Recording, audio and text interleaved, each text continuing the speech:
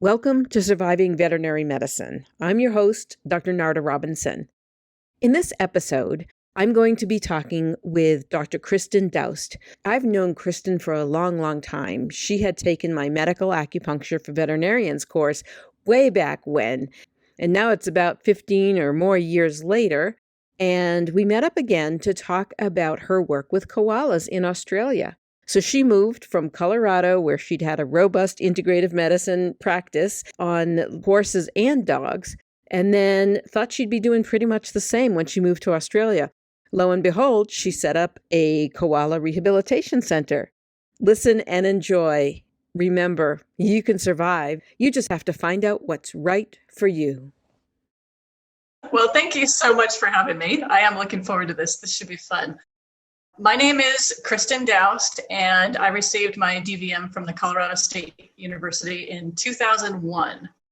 And I was a Colorado native, but my first job I took was in Arizona at a mixed animal practice, very busy mixed animal practice. And then my dad in Colorado got sick, and so I wanted to move back to Colorado to be closer to him. And we ended up in a little mountain town outside of Colorado Springs. And that's where we stayed for the next 16 years. And it was there that I established an acupuncture and chiropractic business, half and half dogs and horses with, the occasional cat and llama and goat and various things thrown in there. And I thought it was wonderful. It was a great place to raise kids. I had 2 daughters and we just went from there. And I thought everything was great. My husband is Australian. And about the time we'd been married, I guess 19 years, he was starting to say, wouldn't it be a great adventure if we moved to Australia? And so I looked into, of course, transferring my veterinary license and seeing how that would go. And we just decided the kids were at a good age. They were middle school and high school. And it was sort of one of those, let's just jump in and do this. And let's move before one of my daughters hits their senior year, because that would be hard to move at that point. And so we just did it. We had 4 dogs. And so that was a big part of moving, was making the decision on how we get our animals over there. We had horses as well. We did consider bringing the horses over. That is a very difficult, very expensive thing to do. And in the end, we found loving homes for all of our horses with friends that we knew. So the horses that we had all got placed in wonderful homes, and we still keep tabs on them. So that worked well. And the most geriatric dog actually ended up staying with my daughter's boyfriend and is still doing very well. So that was sort of a hard decision too, but they were really good pals and they played together all the time and it was a good fit. So we took 3 dogs and packed up what we could fit into 1 shipping crate and cleaned out. It was kind of very therapeutic cleaning out, a home that we'd been in for 16 years, starting from scratch and just getting down to the nitty gritty, and came on over here. And I arrived in January of 2019. So we've been here just over 2 years now.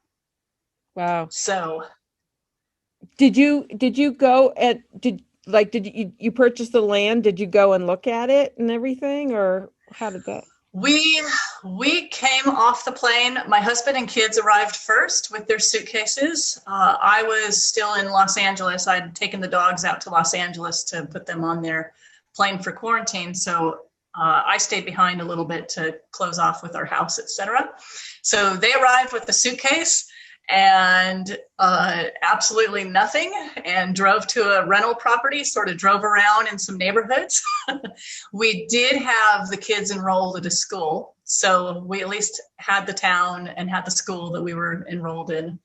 And they just found a rental property that took dogs, and it was a 6-month lease that we signed. And so then once we were in our rental property, then we could start to look for property, because the goal was to have horses again and to have a nice bit of land. And so we started looking, and we got very fortunate to find the place that we're in. And it has a lot of eucalyptus trees, right? Yes. So the next part of my career, of course, I had every intention of doing the same thing, just doing the acupuncture, the chiropractic. I had just received both the canine and the equine certification in rehabilitation. So I was very keen to just start the same thing that I was doing back in Colorado, and happened upon a job ad for a wildlife veterinarian. And I thought, well, that would be great working in Australia on wildlife, kangaroos and wallabies and koalas. What fun this will be. And I got hired for that, and I started doing that full time. And so that was my first full-time job that I had here. The place where the wildlife hospital was, it's about an hour and a half drive from where we're living. So, 3-hour a day commuting back and forth was a little bit painful. The shifts there were anywhere from 10 and a half to 12 hours, depending on how busy we were. So made for long days and tiring days, very busy wildlife hospital. But it was very fun learning how to work on these animals, the marsupials, lots of birds, and I didn't really have much bird experience, but boy, we see a lot of birds at the wildlife hospital. The reptiles, again, I didn't have a lot of exotic experience at all to be working on all these. But the learning curve, just kind of, you just go with it and you just sort of learn one thing at a time and get through.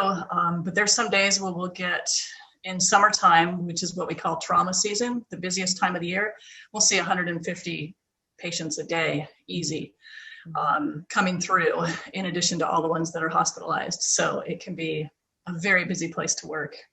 Right. But that got me into the koalas. And as you asked about, yes, we have a wonderful property with the eucalyptus. And so I became just fascinated and just fell in love with the koalas. And so we've turned our property into a koala rehabilitation place. We have fenced a big plantation of 38 eucalyptus trees. And so we can offer orphaned and rehabilitating koalas a place to practice climbing away from the dangers of the wild. They don't have to worry about, streets and dogs and things like that. And we've got a small cage for the small orphans that are still on milk feeding. And then we've got some small trees when they're off milk, but just learning how to climb, and then on up to the plantation, which is the final step before they get released. That must be a hard part, the release part. The release part is difficult. It is definitely bittersweet. It's the goal, of course. You want to see them go back to the wild, but I can't tell you how many times we've released a koala and then we see it again. They're all chipped and tagged, so we know who they all are, and it's heartbreaking when you release one and then you see it come in again, having been hit by a car or come down with chlamydia or something like that. So it's definitely has some heartbreaking parts. So, but it's still, I guess, where they're meant to be. It's just all the dangerous things out there. Right. Yeah. Are your daughters interested in helping, or do they help with that? Yeah, so my oldest daughter graduated. The school year here finishes in November. So she graduated from high school in November. She wants to be a veterinarian, but she's taking a gap year right now. She took a couple horses and went out into the outback, living this total crazy Australian adventure out in the outback, working on a big, huge cattle ranch. So she's going to do that before she starts her vet education. And then my younger daughter is in 10th grade this year, and she loves the koalas, and she helps me so much with them. She just adores when we have the babies, and she's very helpful, very interested in it. She doesn't enjoy the medical side of things. She doesn't enjoy, hearing about any of the trauma things, but she absolutely adores taking care of them. So it's been really fun to be able to do that with her. Yeah, so all these opportunities for all of you, like this odyssey into Australia, that that just came out of, you didn't maybe expect it, but that you've No. you've broadened your own and your children's lives Hmm. so Hmm. much. And then, does your husband still have family there? He does. He's got a lot of family here, and so it's really fun for him because he's been without family for so many years. It's fun for him to get real close with his siblings again. And of course, we had no idea when we moved that a year later we would have this world pandemic, and we've landed ourselves in one of the countries that has the absolute lowest rates of COVID out of any place in the world. So we've lived a pretty normal life other than when it first hit here. Australia got it under control pretty fast. And so we've ended up, most of the time we don't even wear masks because there hasn't been any out in the public. It's helpful living on an island, but so the government does control it pretty well. But it has been really nice. I think we got really fortunate coming when we did. We wouldn't have been able to anticipate that.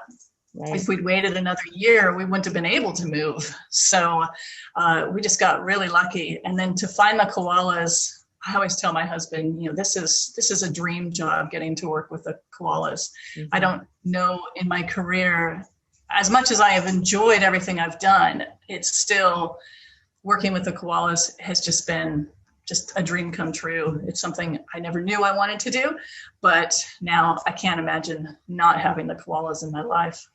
It's just, they're wonderful. It seems they seem really magical to me.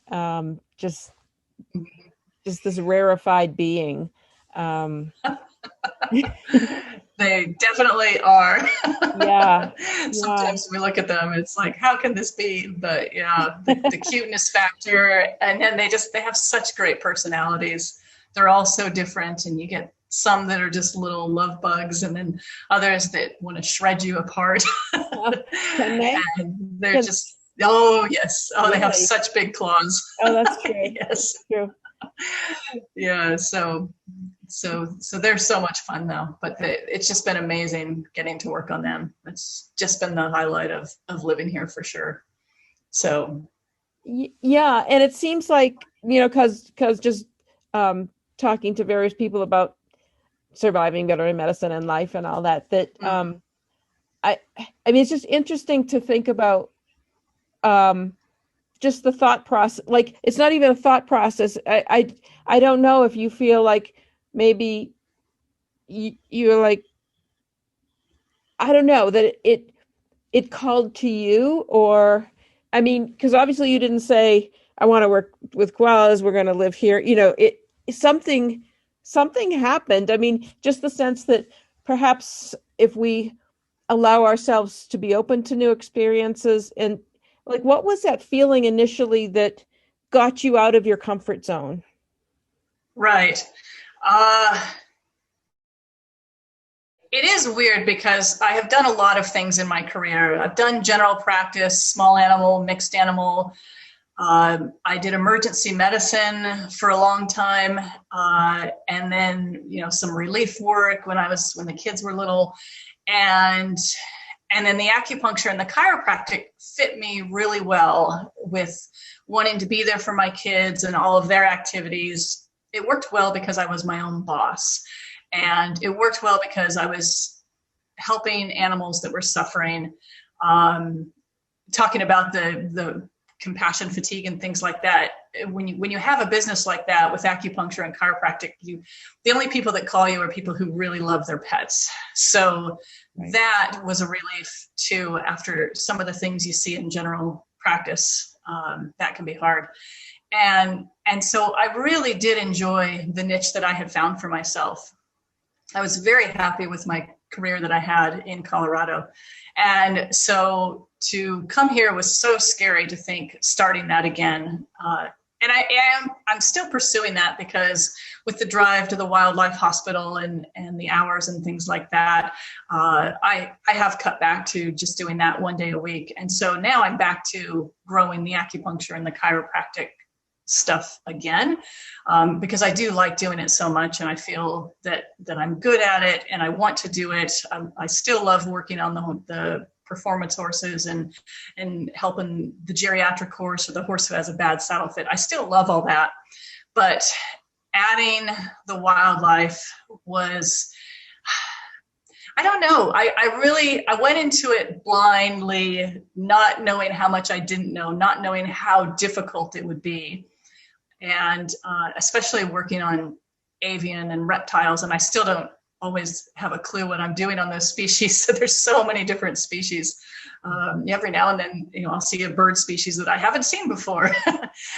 So it's just all been really crazy getting to have that experience, especially 20 years out of vet school, when you think about, starting something totally new that far out. But that's what I like about veterinary medicine. I think if you're not happy with what you're doing, I tell this to my daughter all the time too, because she doesn't know how she wants her vet career to go.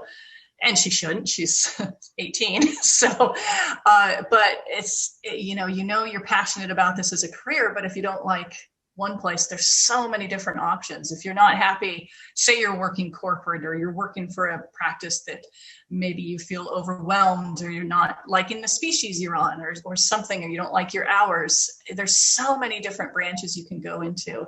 And so I've sort of taken the wildlife and everything that's, it is tiring to go to my shifts doing that. We're so busy there. But then I also have these koalas back at my house that I'm caring for on my property. And that's just a peaceful, it's great. I go out hiking every day for an hour, finding leaf for them. And those are things that are important to me and keep me grounded and keep me finding a lot of job satisfaction, just helping these animals. So yeah, that's been really fun. And you're such a good teacher. I mean, would you, do you think, like, do you think that you would expand? I mean, I don't know how many koala rehab centers there are even. Like, are there any others? So with me having the fenced area of trees to offer koalas proper size trees, there's not many of those. They have it at Australia Zoo. There might be a couple more carers in all of Queensland that maybe have something similar, but it's not much. There's not a lot of it out there. So there is a need for that. The government is strict. You have to have a koala license. It's not something anyone can do. You do have to have a lot of experience to be able to care for koalas. They want you to start on easier species, possums, kangaroos, macropods, things like that before you get to koalas. And I've watched, some people that I know that want to do koalas going through the learning curve. And for me, it was a big learning curve too. They are a very difficult species. They can turn sick really fast and you have to absolutely be on top of it. So they're a difficult species to work on, but it has been very rewarding. So I've certainly enjoyed that. I do like the teaching though. The teaching is good. Yeah. I mean, I think number one, National Geographic should do a thing on you. And then people should just come and learn at your, like, that would be good because they'd learn a lot. I mean, before the pandemic, I actually, the summer, your summer, my winter, that June and July, I actually had a vet student from Colorado State University. She wanted to come and spend the summer working with my koalas, but then the little pandemic came along and shut that down. But that's what we envisioned, is being able to have people come.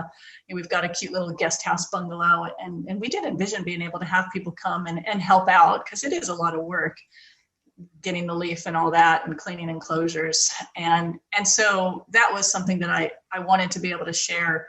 And I still have a lot of American friends who say, oh, I can't wait when we can travel again. I want to come over to Australia and help you with the koalas and get to work with this species. So I do think it's a species that the world looks at and everybody would love to have an experience with them.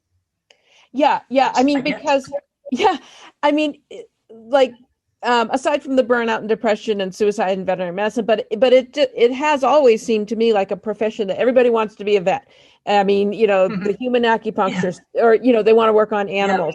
And a lot of my physician colleagues have wanted to be veterinarians, but they didn't, because at least back in the day, you could hardly get into vet school and everything. And so Right. it's like there's this. So we're so fortunate in so many ways to be veterinarians, but then to be a koala veterinarian, like how that's a tip top right there. Right. There's not that many people in the world that could say that. Right. So that is true. Yeah. I was going to ask about, well, just mention that I guess another thing on top of a veterinarian that does koalas that also does acupuncture, because you had said how, that is an important resource for you to be able to treat them, and it's very effective in this species. It really has been. It's just been amazing. And I can't wait to get feedback when you have your exotic course and see, are there other people out there doing acupuncture in koalas? I think it works so great on them.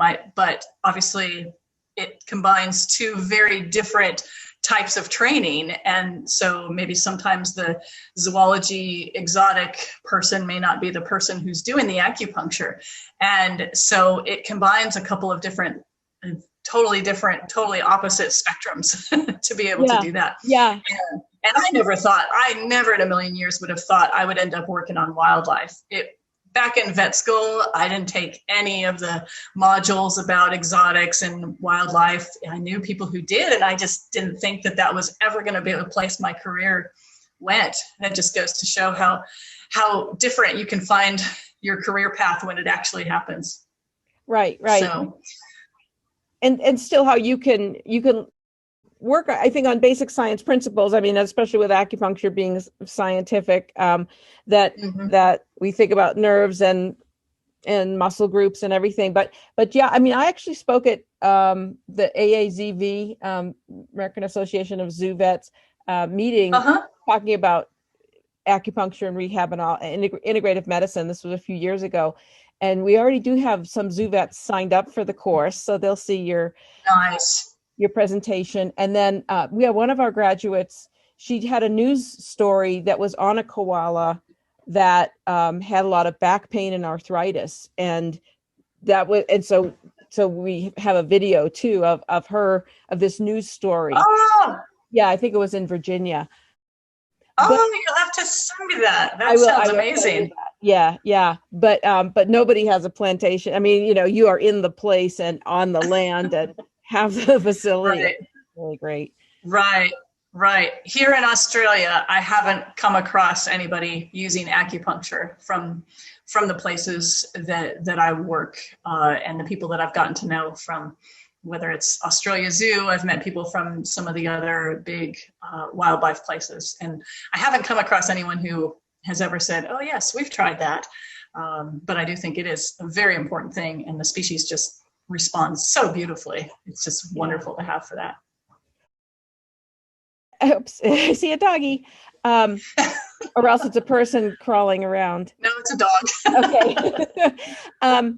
But then, because I know that with the hours and the amount of euthanasias that they do and everything, and that just the hard life of the wildlife and zoo vets, that, might be something that breaking into a science-based integrative medicine approach can help them feel more satisfied with their career like you have, because you can offer things and you don't run out of options and you still want to help them. And this way you can, and safely.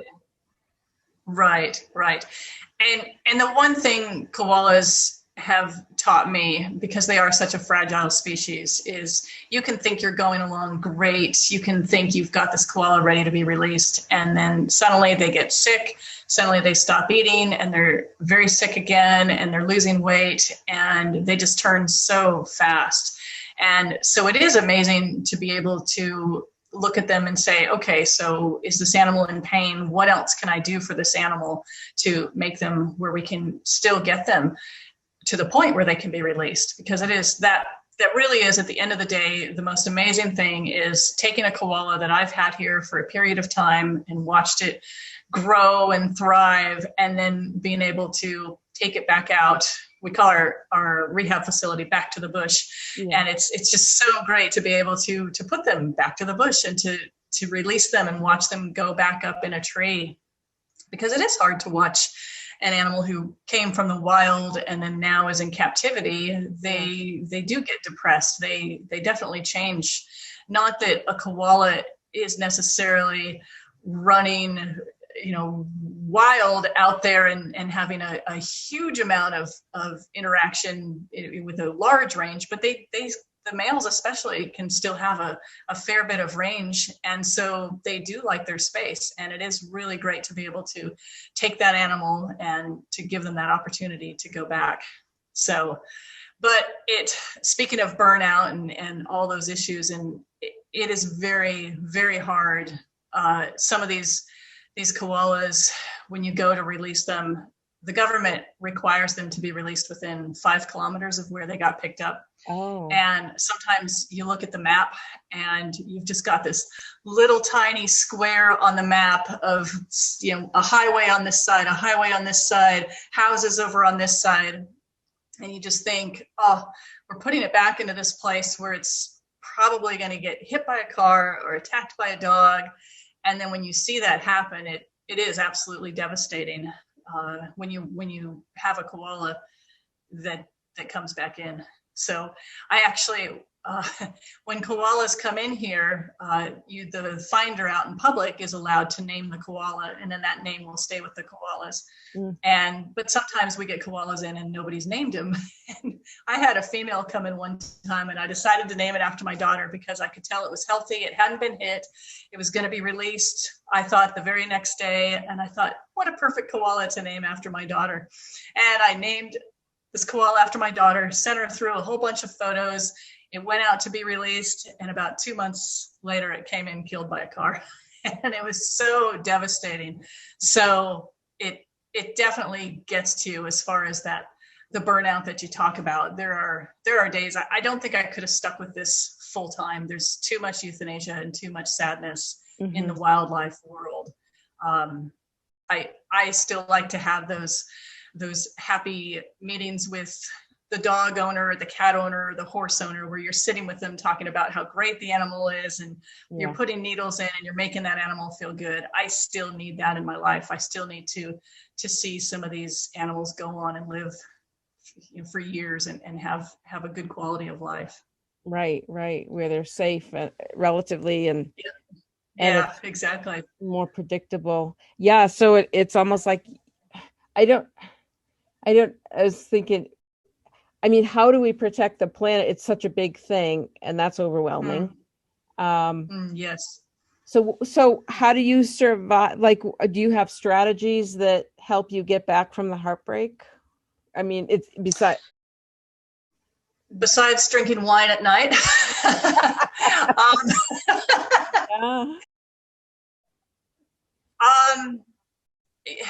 I guess that's what your friends and family network is all about.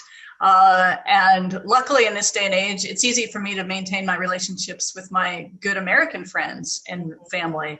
It's so easy, it doesn't cost anything. You can FaceTime or WhatsApp chat or anything with people, and it's super easy. So I stay in contact with a lot of my great friends back in America.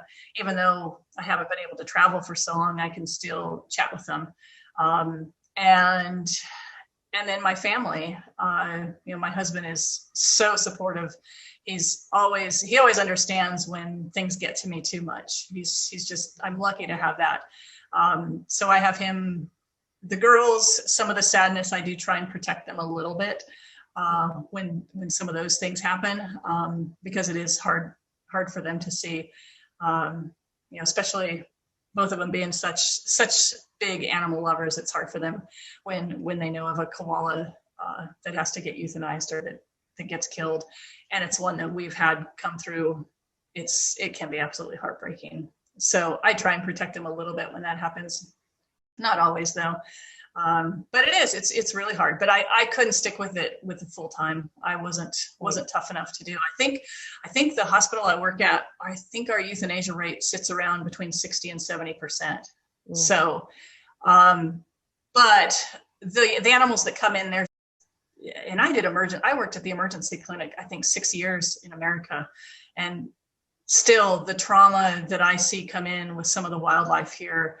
Sometimes we get these patients in and you cannot euthanize them fast enough. They're just so horrible, so mangled from whatever it is. And that gets very hard. But it's still, some days I just look at it like, okay, my job is relieving suffering. They're not going to be released again, but at least we're relieving that suffering. And you have to look at it that way. But there's definitely days where it's really hard. So. Right. Do you think if the government knew the constraints you're up against and the diminishing habitat with that 5-kilometer rule, that there could? I think that should be changed. There's obviously a lot of politics, and I haven't gotten that involved in that, but I know a lot of koala carers who are involved in it. And I know koala carers who have been around for years and years, and it gets to be very, very difficult to be able to follow that rule. And you can apply for extenuating circumstances. The bushfires would be a prime example. The koalas that got rescued from the bushfires, if there is nothing for them to go back to, you can apply and release them somewhere else. But the bottom line is, if you look at the country of Australia, all the humans live around the edge and all the trees are around the edge. And it's just how much space is left, how much have humans taken of that space. The deforestation that goes on everywhere in the world happens here just as much. And it's just, you just look at it and the koala habitat just shrinks and shrinks and shrinks as the population changes, as people need more grazing land for their animals or more housing, more highways, more cars, all that. So, but that's not unique to Australia. That happens everywhere. So, right. Yeah. And I know for several years, I mean, people in America have been looking to Australia and New Zealand as a place for refuge from America and whatever. So we're probably not helping them. No. That being said, I definitely, when we moved here, from my perspective, obviously my husband wanted to come here for family purposes, but for me, the political environment that I felt that I was surrounded by certainly contributed to wanting to come here. There's a lot here that I appreciate in regards to that. Not that it still has problems like anywhere in the world. People are people. You're always going to have some bad apples amongst everybody. But I do, as a general rule, I like the way people look after each other here. I do like the environment here. I love the fact that none of the schools are locked up here. That was a crazy one for us to get used to when we first arrived at the kids' school and realized that we could open doors and go where we wanted because they don't have school shootings here. And that was great to experience as well too. So, right. So there is a lot of nice things about living here. Yeah. I think I mentioned when we were recording the other day that now I'm thinking if I go to do a supermarket pickup of groceries and whatever, I think when's the least likely time that a shooter would be out there? And I think, so it's like from 7 to 8 a.m. That's for the 60 and over. So I can go then, or like tonight I'm going to go. So, but I mean, short of relocating again, with the last time trying out Canada, but I just look outside and I just love Colorado so much, and it's like, it has this little problem of we've had a lot of mass shootings, and so I don't know. So that's, but then we do hear in the news about your flooding and the like today on, I think, Apple News, there was something about a venomous snake knocking at somebody's door repeatedly, trying to get in, probably from the flooding or something. Of course, I mean, Yes, and I did come home one time from a shift at the wildlife clinic, and I got into my house at 2 a.m. and I don't turn any lights on. Everyone's sleeping. I just use the light off my phone, and I go walking down the hallway towards the bathroom, and there was a venomous snake crawling along the floor. oh wow. It was 2 in the morning, and I just finished working on all these animals. But I looked at it and I was like, well, I'm not stupid. I'm not going to do this all by myself. So I went and whispered at my husband, which I know it's his fault because sometimes he leaves the doors cracked. Oh. And everything under the sun gets in, all the giant spiders and snakes and frogs and all these things. So I did make him get out of bed to help me shepherd this snake into a pillowcase so I could drive it down the road in the morning and release it. But that's great. Yeah. And that's something, believe me, Colorado Kristen never would have done any of that. Colorado Kristen usually had the husband remove the spider in the bedroom. Yeah. But now I tell my husband all the time, it's like, now that I'm the wildlife vet, I'm the one who's grabbing the snakes. We've had several non-venomous snakes come up, by the house that are, maybe in a not safe area, and I'm the one who's grabbing them and relocating them and getting the giant spiders out of the house and things like that. So that was not what I would do in Colorado. Right. That's been a big change. Wow. So yes, you're right. You would be changing the mass shootings and some of the those types of things for a different type of danger with your venomous spiders and snakes and all that. So yeah. So far, I think I'll stay. But so do you have family still then in Colorado and all that? I do. Well, I have family in the States. I don't have any blood relatives for myself over here.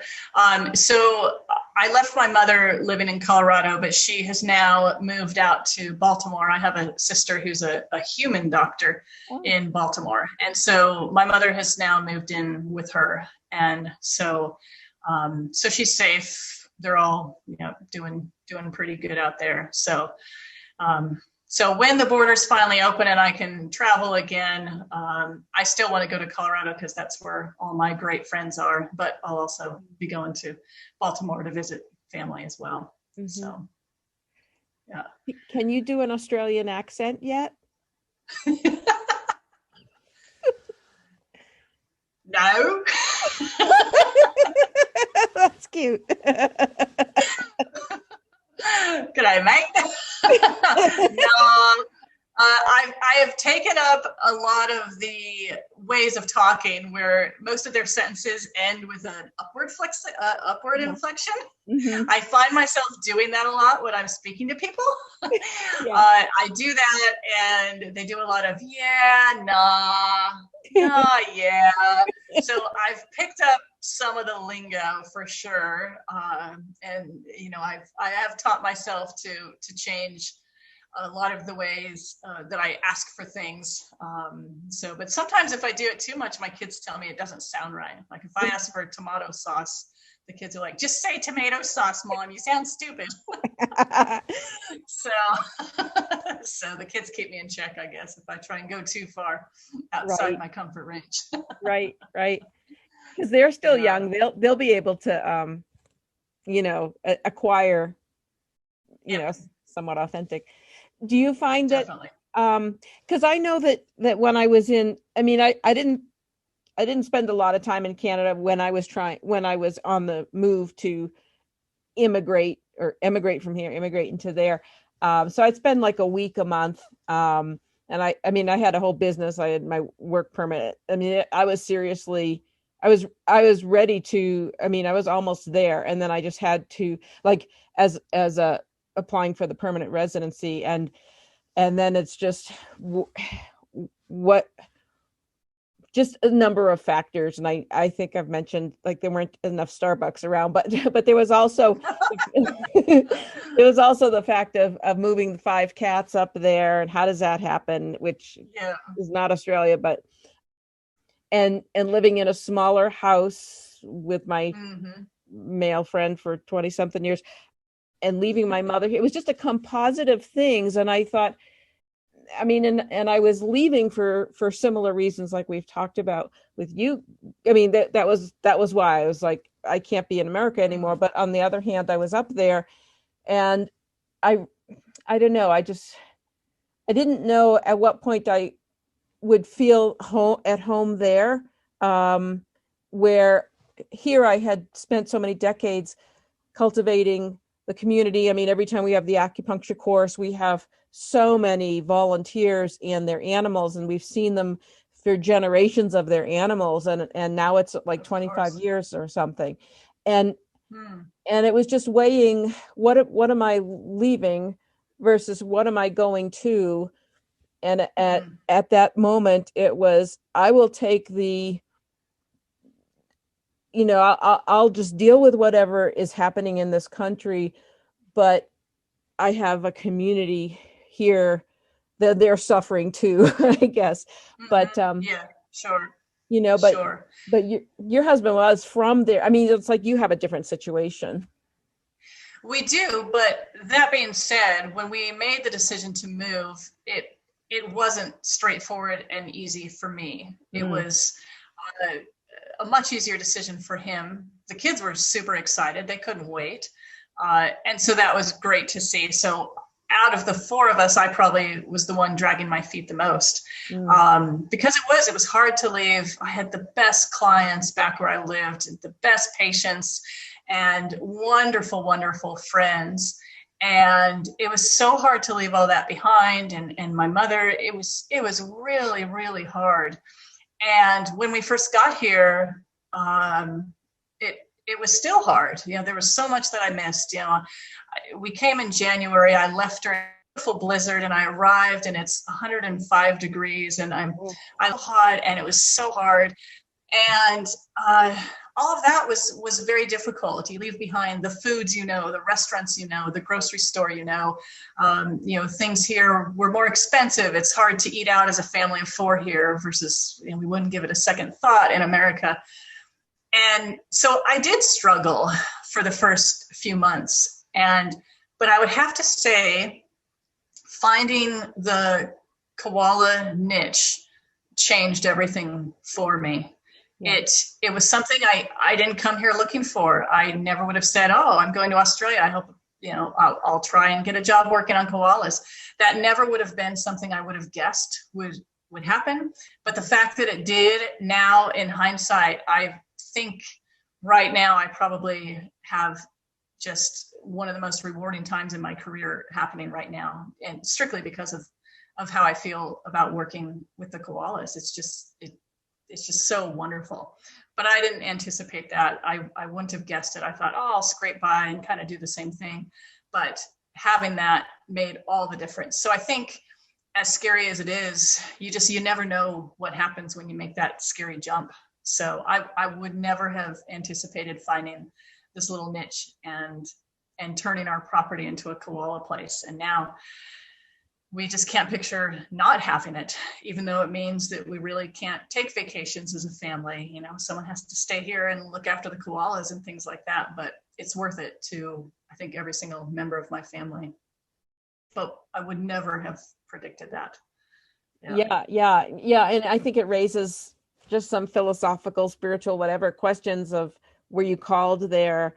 I mean, just all these things. And for me, it helps put into perspective, like even when there's the hard things about the koalas, if you weren't there, all those successes wouldn't have happened. Mm-hmm. Mm-hmm. And so I agree. Yeah. So we're so much ahead of things, and still, I'm, even the ones that you eventually lose, I mean, the love that you had with them and you rescued them. And I mean, there's something in that, and we're all going to die anyway, but it's just tragic when they have these premature deaths. But I guess there's the in the moment kind of idea. Yeah, yeah, I agree. And I think when you talk about our profession and the high rate of suicide and the burnout and all of those things, which are such real issues, and if you're living that in the moment, that's all you can see. And there were times when I first moved here before I landed this where I didn't feel great. I didn't have any job satisfaction. So I'd gone from a place where I had a tremendous successful business to starting all over again. So there were certainly times when I first moved here where I would have questioned, okay, so I'm not having the success as a veterinarian right now. What am I doing? And those are those moments where I think, even though it's so hard when you're feeling that mentally down, but you never know what could be around the corner. And that's one of the beautiful things about our profession is if you don't like where you're at, I think you can find something that melts more. Like what you were saying earlier, you meet all these people. Oh, I love animals. I wish I'd been a vet. We all come from that as our initial reasoning, but then life gets you burnt down, or maybe you're not at a good practice that's not a good fit for you. And to try and figure out how to go about making a change that's going to go with your personality and go with what makes you happy. I think at one point everyone thought, oh, I just need to become a practice owner. But I have to say a lot of my friends who own practices find it extremely stressful. Mm-hmm. And, there is something to be said with the acupuncture, maybe not having employees and not having to have all the overhead of a practice and things like that. But I think that's just one of the great things about our job as a veterinarian is there's so many different pathways, so many different things you can do if you allow yourself to be open to finding something different that fits you. Right. And I think that too, through your career, I mean, you had early on the affinity to delve into the acupuncture training, and then your chiropractic and whatever other integrative, the physical therapy, rehab stuff, and that has been, I think, quite a ticket to more flexibility, where you had your own practice, and then with the wildlife or with the koalas that you could expand their kind of care. I think for one of the main things it's done for me, as I mentioned before, is just the fact that you're dealing with people who really love their pets if they're coming at you for acupuncture. Right. And I feel like sometimes people like that, those like-minded people, those are the ones who really are so passionate about their animals and want to do everything they can. And those are the kind of clients we need more of for our well-being, because so much of what we do can be sad. And the more you can see of that, the more people you meet to see the good in the world always can be so helpful. So yeah, I agree. I think the acupuncture opened up so many doors.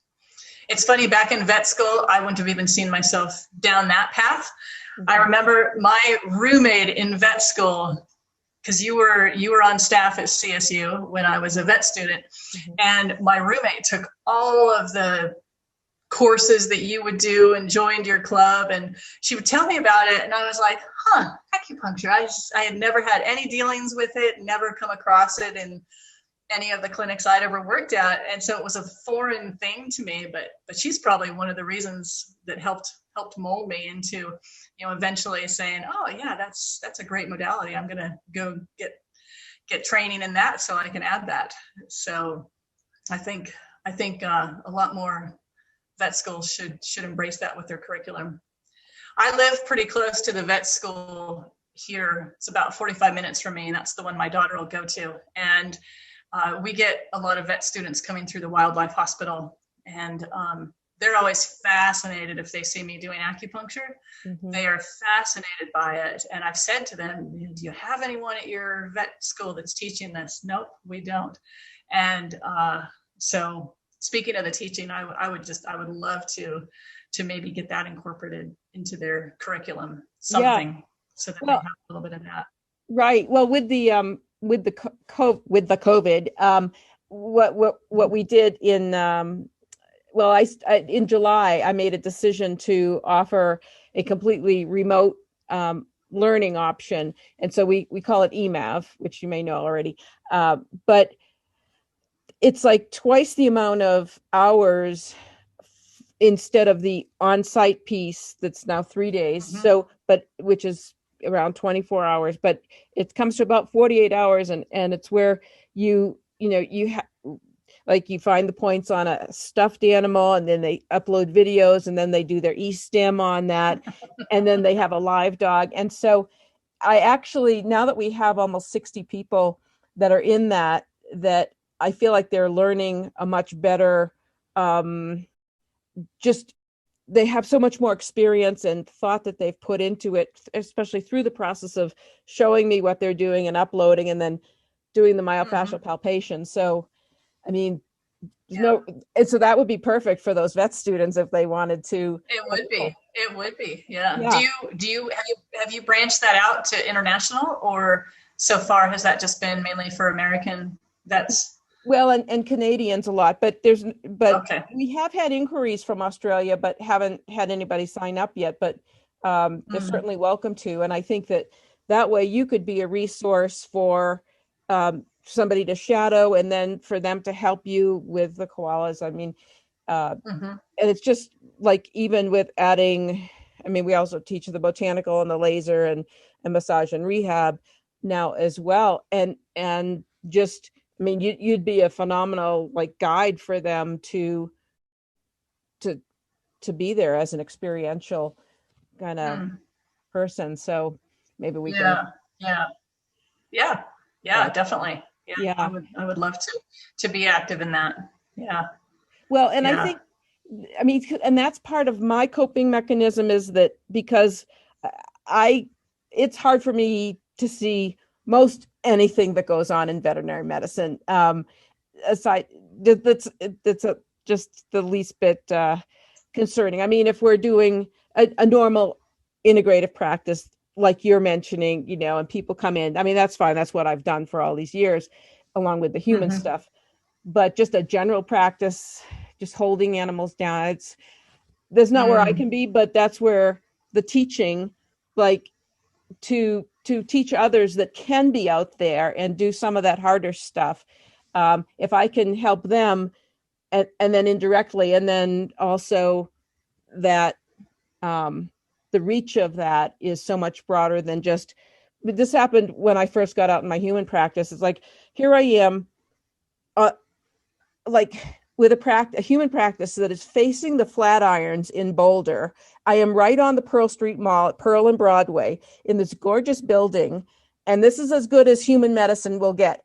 And I'm still longing to work with animals. And so, and it's like, and I want to make a bigger impact. And so that's where, for me, teaching can be an outreach, and I can still have influences, but I can protect my heart more. And so, I don't know, like having you do some of that, I think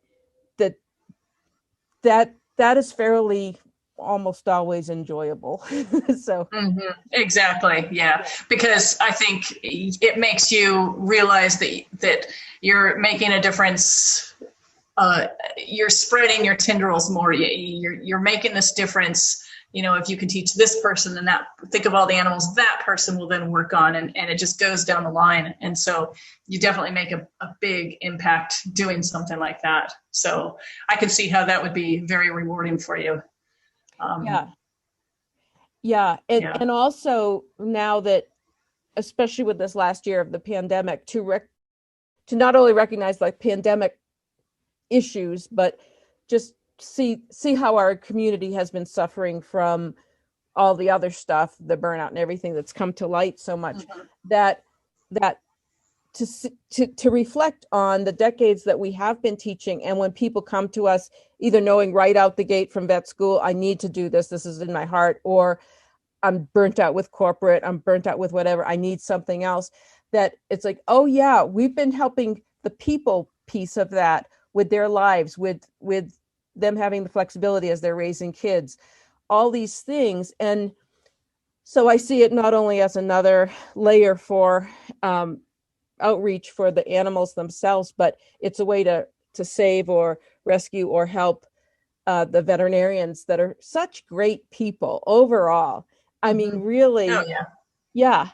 I mean, just amazing. Sometimes when I go to a human meeting, I just think, okay, yeah, I know why I spend most of my time in veterinary medicine. I mean, just the quality, I don't know, of people and Yeah. the passion and geez.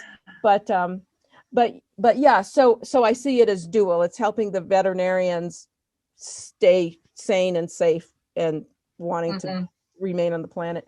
And then Yeah. because it is like a bi-directional thing, like as you're working with the animals, it feels so good to do this kind of medicine. Oh, definitely, definitely. That's just the best feeling when you take an animal who's maybe struggled to stand up or struggled to get up the stairs or whatever that animal's issue is, and you make it better. It's the most amazing feeling. And then you get this gratitude from this client who thought it was, they were probably oftentimes going down the is it time to euthanize route, and suddenly you give this animal this quality of life. It's just the most incredible feeling. And I think for a lot of us, when you're working that really busy lifestyle where maybe you get to see one animal every 15 minutes or 10 minutes, and you don't necessarily get to hold on to those simple pleasures which we need to keep us going, keep us from burning out. So yeah, it is. It's just an amazing place to be. Right.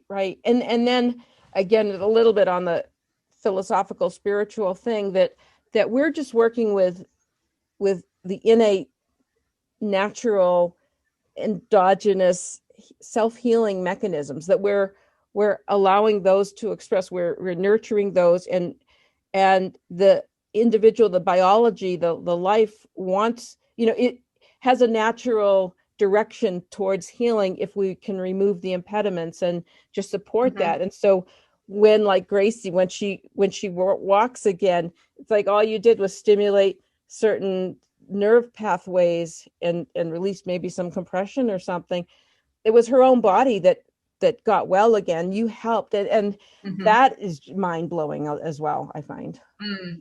I agree. It's just an incredible feeling to be able to do that, and things that, for all the studies and the science out there, there's still so much about medicine that we don't understand, whether you're looking, in Western medicine or Eastern, whatever, anything you're looking at, there's just still so much that we don't understand. And the immune system and all this comes together, and you see these things that you can't always explain, and you just have to say, this is great. We've just accomplished this for this animal. I didn't expect it to go, Grace was one, I didn't expect her to heal so fast. So that was just so amazing. Yeah. It is an incredible life that we are here for whatever, however much time that we have too. But yeah, exactly. Yeah. I think it is. It's an amazing career, and it is heartbreaking to think of how many veterinarians are under so much pressure where they're at that point where they're feeling like their life doesn't have purpose and they can't go on. It's really sad to think that all these beautiful people that chose this career path simply because they love animals, and then that's what they've come down to, and you want to do everything you can to help them. Well, I think if they know about that, there's koalas out there that working with, maybe, it is hard to be sad when you're holding a koala. I'll tell you that. It sure looks like it's, yeah. I mean, I've had a koala, like teddy bear, since my best friend when I was 16, she gave me a little koala stuffed animal, and I still have that. It was my favorite thing all these, decades later. Yeah. And it's like probably the real thing, just so plush and cuddly. I don't know. Yes. Yeah. Oh my goodness. Yes. They can be so soft. Yeah. Yeah, for sure, for sure. Yeah. Do you think, because obviously my pandemic experience is so different than your pandemic experience, other than, well, these last two weeks we've had a mask mandate because I think there were 6 or 12 cases that got out into the public in the whole state, and that's been the most we've had since it started. So I live a very different experience than you. You guys are so much more shut down. Do you think that has added to the veterinarians' feelings, depression, and things like that, with having the added stress of all that, and maybe not having these face-to-face connections? Everyone's doing it like this. Mm-hmm. Yeah, I think quadrupled or quintupled, and again, I this is what I do anyway. I mean, I'm so happy to be able to teach online and to have this Zoom opportunity where I would never have been able to meet you with again and in this capacity if this all didn't happen and made this normalish. But yeah, almost as a rule, veterinarians are stressed out beyond belief. And they're super busy. And it's nice how we've been considered essential workers and everything, but yeah, they're so incredibly busy. And then a lot of, I think the women more so have left the profession to take care of their kids. And, but we also see people that come to us. I mean, because of that craziness, then there are those that even more so need to do something else. But it's a pretty intensive program. And so if you're going crazy and don't have a minute to yourself, then to delve deeply into neurophysiology and neuroanatomy, I mean, that requires something. But people have been really, really stressed. So I don't know, it's even more important. That's why I think I even started a second podcast on just things that haven't been taught enough in school. But there are ways out though still, but maybe now this year that things are starting to change. I know that there's a lot of vets that are very excited about their vaccination. I mean, I think that too, the curbside practice, on the one hand, that's been stressful for a lot of people because you can't sit there with the client and all that other stuff. It's like some of the clients are going bonkers, probably more often than not, just in general, and that animal is their lifeline. On the other hand, I've heard many vets say the animals are much better without the client there. So yes, it's a mixture, but I enjoy the client. I so often become friends with them, but we'll see. It's an adventure. I mean, it's and then just the political whiplash that we've had, which I'm not arguing with, but so I think that the message has been not flexibility, but I guess resilience is a lot of what people say, but kind of just a little bit survival and adaptability, but still so much of it too is having a vision and not being so suppressed with depression and all. So it's like finding what gets you through the day, kind of. Yep. Yeah, definitely. Yeah.